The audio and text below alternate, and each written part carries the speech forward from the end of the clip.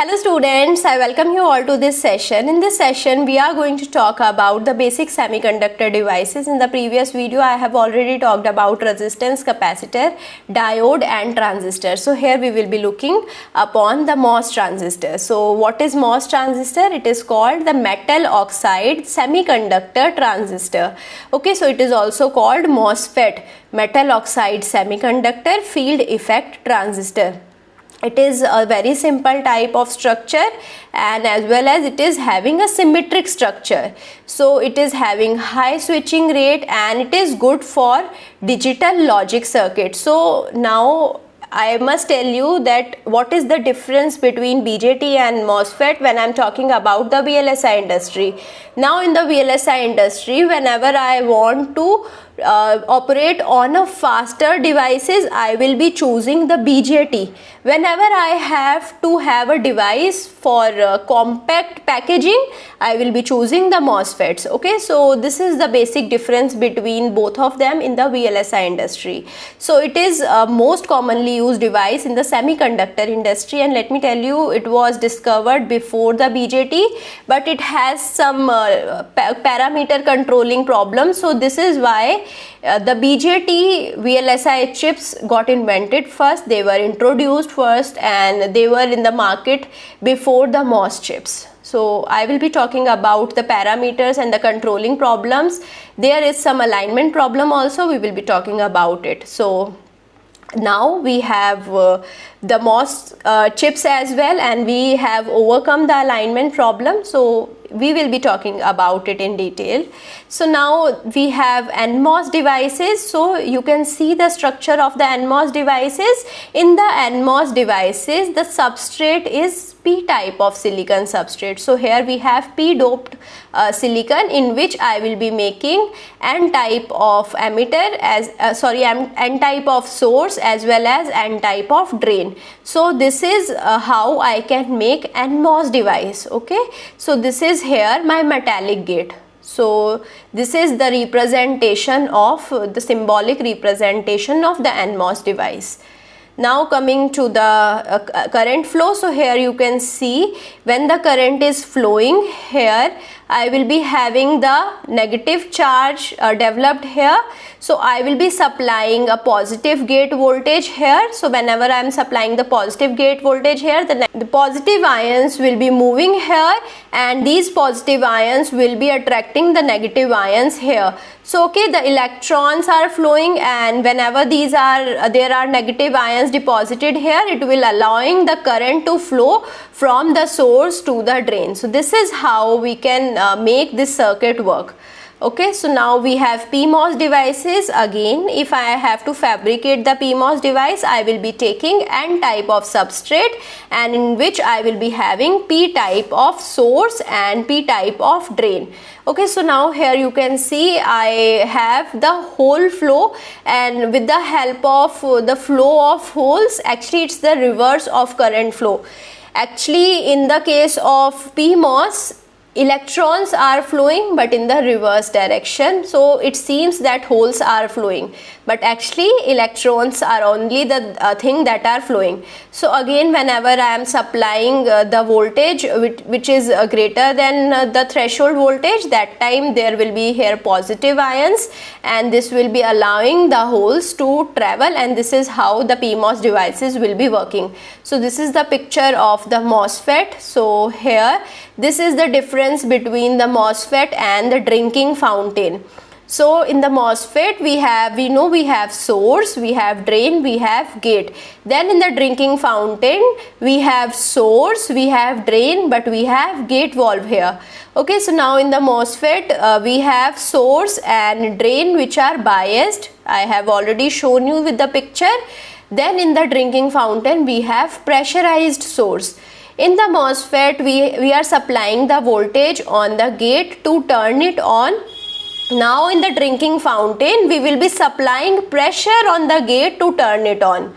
and the MOSFET, the current will be flowing in between the source and drain, and in the drinking fountain the current will be flowing in between the source and drain. So with the help of pressure the current will be flowing, and with the help of voltage the current will be flowing. This is the basically the main difference between MOSFET and drinking fountain.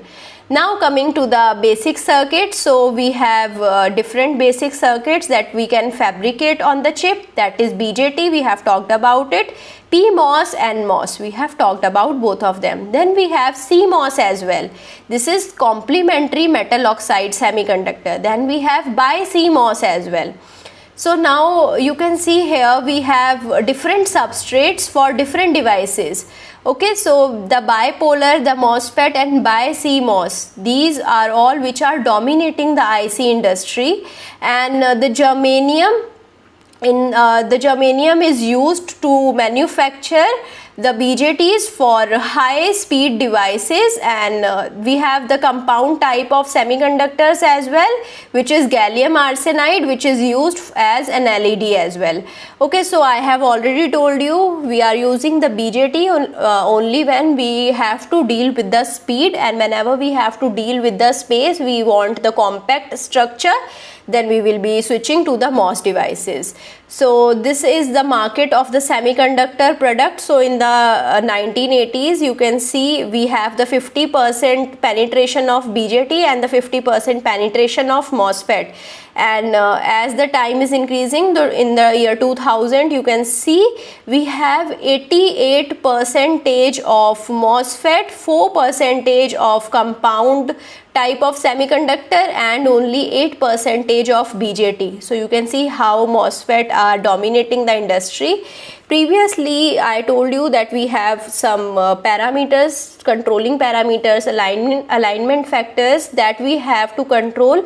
We couldn't control those parameters in the previous time, but now we know the technology. We have ion implantation technique. It's a very good technique by which we can maintain all of the parameters related to the MOSFET. So I will be talking about ion implantation technique later in some video, and I will be talking about the parameters of MOSFET that we have to control. Okay, now we have bipolar IC. So it is the earliest IC chip, and it contains 4 bipolar transistor, and it cost around $150 in 1961, and its market share is reducing rapidly. You have already seen that from the chart in the previous video. It is still used for analog system and the power devices like TV, VCR, cellular phone, etc. Now PMOS, actually PMOS was developed first, although we knew that in NMOS we have higher electron mobility. We know in the MOS devices we have unipolar charge carrier. Okay, in the PMOS we have holes as the charge carrier, in the NMOS we have electrons as the charge carrier. Now if I am talking about the mobility, so the mobility of holes is lesser than the mobility of electrons. So if I have to work on high speed, then I will be working with the NMOS. Okay, but actually the first MOS transistor that was developed was PMOS. Everyone knew that NMOS will be working faster, but PMOS developed first. Okay, so there are some reasons associated with it, and the reasons are related to the threshold voltage. Okay, there are two types of MOS transistor. First is enhancement type and second is depletion type. Okay, so now in the enhancement type it is actually off state. Whenever we are supplying the positive gate voltage, it will be turning into on state, and in the depletion type it is actually in on state. So even if we are not supplying any gate voltage, so at that time it will be on. So there will be lot of power wastage in the depletion type of MOSFET. But if I am talking about enhancement type of MOSFET, there will be less power wastage. So this is the reason we require enhancement type of MOSFET. So whenever we are manufacturing the MOS devices, there is some discrepancies in the gate. So we are making the gate with the silicon dioxide, and there will be some ions. So these positive ions will be providing some gate voltage. So in the case of NMOS, the positive voltage due to these ions are converted into negative voltage, and In short, I can say if I am using NMOS, then the silicon dioxide impurities will be making the enhancement type of NMOS to the depletion type of NMOS, which is not required. Okay, so this is the reason the PMOS is used. Even if some impurity is present in the oxide, the PMOS will not be reacting to it. Okay, PMOS will not be converting into depletion type, it will still remain enhancement type. Okay, so the voltage type will not change, voltage level will change, but from negative to positive or from positive to negative will not be happening. So this is the reason PMOS was invented, and PMOS VLSI chips were used first. So this is the reason first MOS field effect transistor was PMOS, and it came in 1960. It is used for digital logic devices in the year 1960, and it is replaced by NMOS after the mid 1970s. Now coming to the NMOS, I have told you these are faster than PMOS, and these are used for digital logic devices in 1970s, when we got to know that how we can control the impurities in the silicon dioxide. We can control the impurities in the silicon substrate with a great precision, but in the previous time we didn't have like enough technology that we can control the impurities in the silicon dioxide. So when this controlling phenomena came, when ion implantation technique came to control of the diffusion parameters, then we started working with the NMOS devices. So electronic watches and handheld calculators are the devices which are used with the help of NMOS chips. So it is replaced by CMOS after the 1980s. Now what is CMOS? It is actually the combination of NMOS as well as PMOS, and it is most commonly used circuit in IC chips since 1980s. Okay, it is because it is of low power consumption, it has high temperature stability, it has high noise immunity, and it has symmetric design. Because of all of these parameters, CMOS was very popular, and it is most commonly used IC circuit. So this is how we have the combination of PMOS and NMOS to form the CMOS. So this is the CMOS inverter. This circuit will be acting as the inverter circuit. So whatever voltage we are giving at the V-in, we will be having the inverted voltage at the V-out. So this is the representation of the CMOS IC. Here we have the substrate. In the substrate we will be having N type of well. In the N type of well we will be having P type of doping, and it will be forming the P type of source and drain, and it will be forming the PMOS. Here in the P substrate we have N type of source and drain, and it will be forming NMOS. So this is how we have both NMOS as well as PMOS. So here for the gate I have taken the polysilicon. I will be talking about the polysilicon also and why it is used in the manufacturing of MOS devices in the later videos. Now coming to the BiCMOS. What is BiCMOS? We have studied about transistor, NMOS, PMOS, CMOS. Now what is BiCMOS? Actually it is the combination of CMOS and the BJT. Whenever we require both functioning, high speed as well as packing density, so that time we will be using both of the devices, as the transistor, BJT as well as MOSFET. So it was popular after the 1990s, and here we will be using CMOS as the logic circuit, and we will be using BJT for input output. So this is how we can have the faster speed than the CMOS, because BJTs are used here as the input output, which are having the faster speed. It is having the higher power consumption because we are having both type of devices here, and we will be having problem when power supply voltage will be dropping below 1 volt. So here I hope you understood what is BiCMOS and why it was popular. Now coming to the IC chips. We have classified actually the IC chips into 3 types. First is memory, then we have microprocessor, then we have ASIC. What is it? It is application specific integrated circuit.